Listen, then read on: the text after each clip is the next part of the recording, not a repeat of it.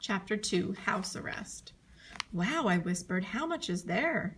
Simon counted on the bills. $1,000, he told me. Then he looked down the street. Those two guys in the cars must have dropped it. But it's ours now, right? I asked. We found it, right? I don't know, Simon replied. We'll have to go to the police. I grabbed the money from his hand. We can't go to the police, I whispered. We can't tell anybody we're out this late. Just then we heard another car. Without even saying a word, Simon and I jumped behind a tree. The car kept going, so Simon and I crept out of hiding. Come on, said Simon. Let's get out of here. I shoved the money into my pocket. We hurried home, keeping to the bushes and fences, just in case the yellow car came back. When we got to Simon's backyard, all of his house lights were on. My parents and Simon's were standing by the bat house.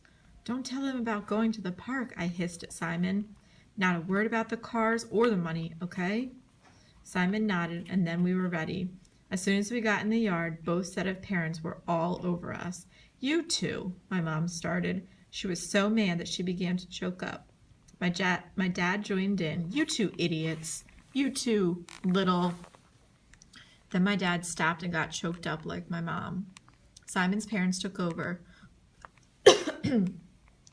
We didn't know what to think. How could you? We trusted you. We didn't do anything, I told them all.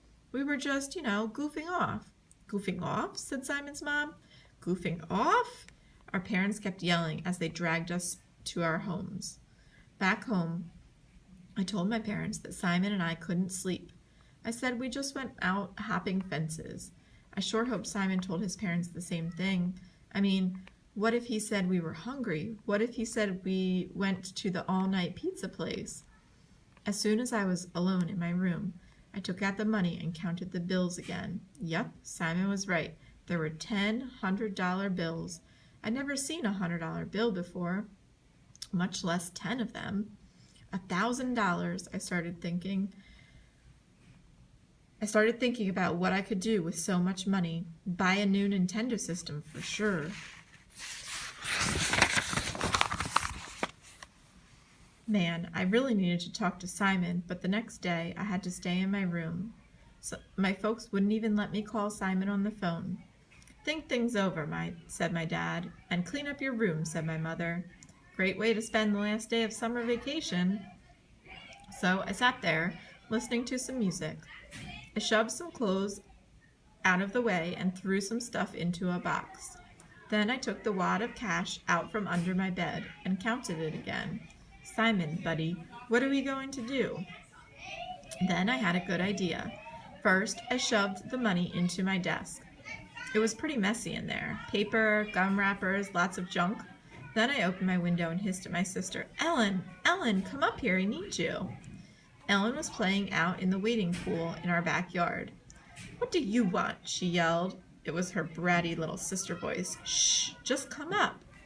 Ellen jumped out of the wading pool and came inside. She was dripping wet. Great. She'd leave a trail of water all the way up to my room. I opened my door and pulled her inside. You have to take a note to Simon. You're not allowed to talk to Simon, Ellen whined. Mom said. I made a face. Mom said I couldn't talk to Simon. She didn't say I couldn't write to him. Ellen made a face back at me. Pay me or I'll tell. So I agreed to pay her $1. I had already written the note. It was in Bat Code.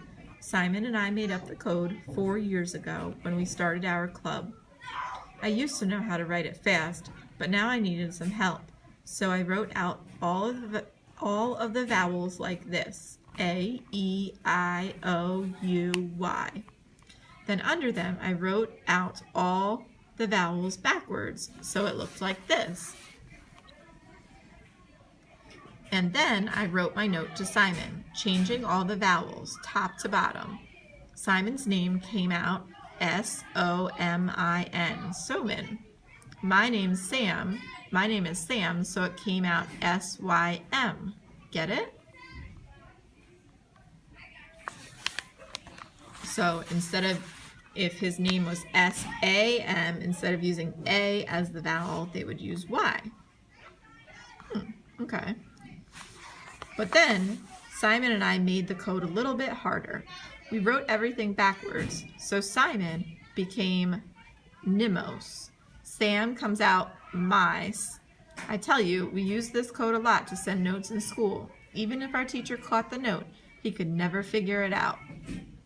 Nimos, Kets, Noam, Mir, in Eucups, in VT. So, turn the book upside down. Their code said, Simon, stuck in my room. No escape, no TV. What about money? Sam. This is the note that he wrote in that code.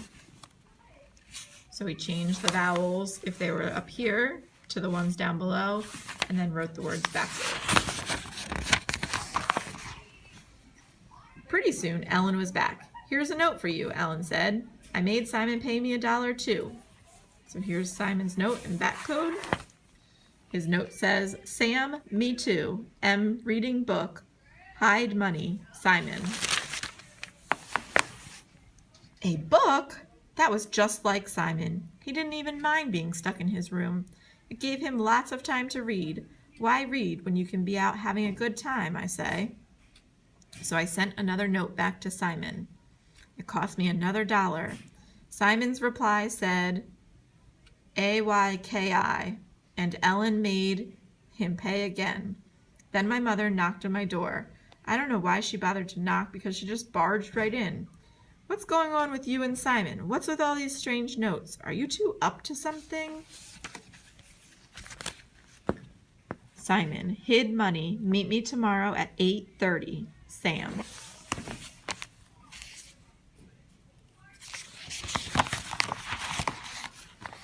How'd you find out? I asked. Ellen told me. Ellen? But I paid her, I said, angry as anything. Tell Ellen I'm going to kill her. Sam, answer my question. You won't let me talk to Simon, so I had to send a note. We're just making plans to walk to school tomorrow. My mom looked around the room. When are you going to clean this place up? She asked. I looked around my room too. I did clean up. My mom rolled her eyes. Sam, clean up this room, or you'll stay in here until you do. Then she left and slammed the door. So I cleaned up my room even more. I picked my clothes off the floor. I put some in my closet, and I threw some in the garbage. I emptied my knapsack. Then I found my lunch from the last day of school. It wasn't looking too good.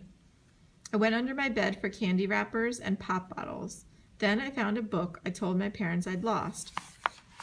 They'd paid the school for it, and here it was, The Mystery of the Missing Money.